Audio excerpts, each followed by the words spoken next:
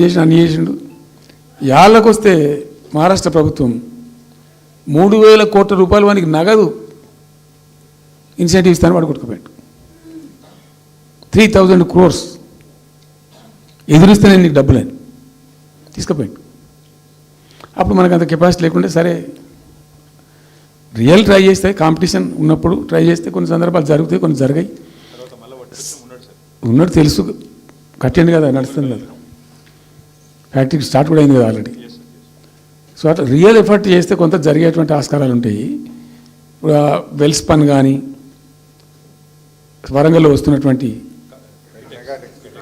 Mega textile పార్క్లో కైటెక్స్ కానీ చాలా వాళ్ళు ఎంబడివాడి తనలాడి తిప్పలవాడి అది చేసి చేసి చేసి చేసి చేసి పట్టుకొస్తే ఓటీ ఓటీ ఓటీ ఓటీ సమకూరుకుంటూ పోతుంటుంది. కానీ వట్టి హైప్ క్రియేట్ చేసి మందిని మోసం చేసి ఎన్ని రోజులు ఇస్తుంది? ఆత్మవంచన, ప్రజావంచన. ఏమైనా వస్తుందిరా బాబు అంటే ఏమి రాదు.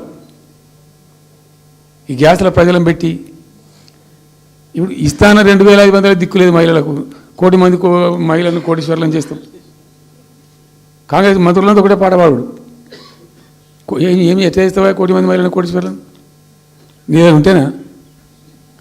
ఉన్న రెవెన్యూ పీకింది రాష్ట్రాన్ని, లోపలికి అయిపోయింది. మేము ఉన్నప్పుడు గ్రోత్లో 50% లేదు. అసలు మీ గ్రోత్ గురించి అవగాహన ఉందా? ఒక్కొక్క రూపాయి కూడబెట్టాలి, ఎట్ట తీసుకుపోవాలి. నేను ముఖ్యమంత్రి అయిన తర్వాత నన్ను ఎంతమంది టెంప్ట్ చేసినా ఐఏఎస్ ఆఫీసర్లు వాళ్ళు వీళ్ళు ₹1 రిజిస్ట్రేషన్ ఛార్జ్ పెంచాలి నేను 4 ఏళ్ళ దాకా. Not even single rupee. ఉల్టా నేను అంటే ఎట్లా హైదరాబాద్లో కూడా స్కై లైన్ రావాలని చెప్పి 3 ఏళ్ళు తిప్పలవాడనండి నేను, 3 years. ఎందుకంటే స్కై లైన్ రావాలని మట్టి నోటి మాట అంటే రాదు, దానికి కూడా ఎక్కువ కావాలి.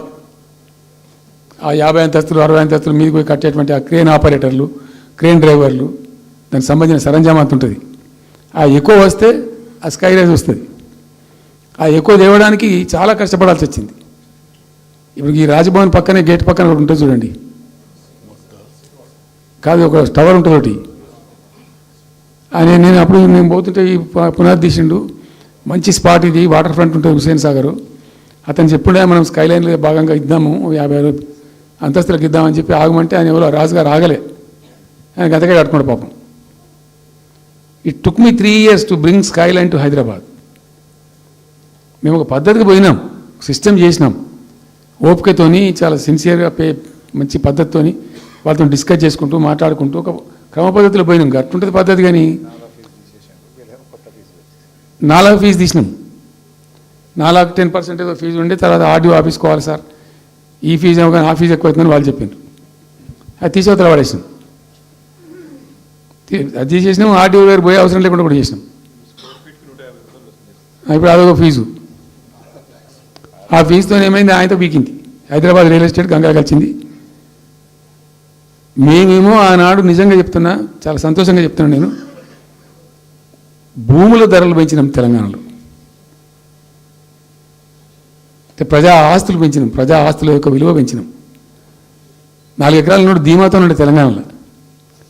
కొద్దిగా డాంబర్ రోడ్డు అంటుకునే 4 ఎకరాల నోడు 50 లక్షల కాడికి అమ్మితే నాకు 2 కోట్ల శ్రీమంతుని అని చెప్పుకున్నాడు కాలర్ ఎగరేసుకొని.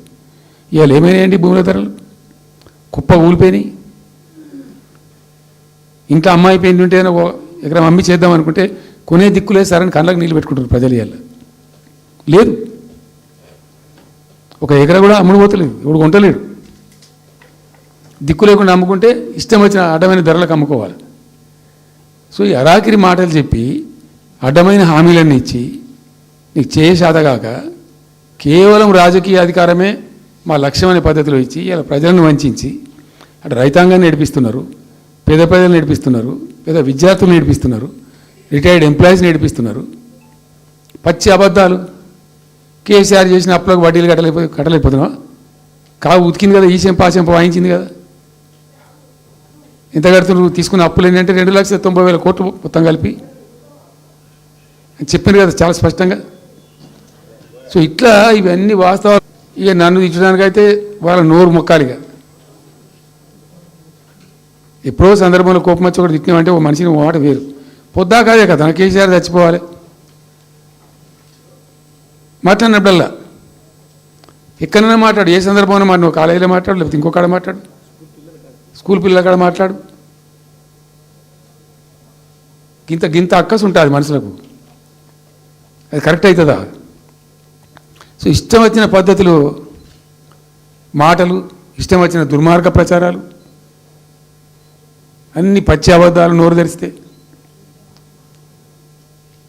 రియాలిటీ వేరుంది, జరుగుతున్నది వేరున్నది, అన్ని రికార్డ్ అవుతున్నాయి.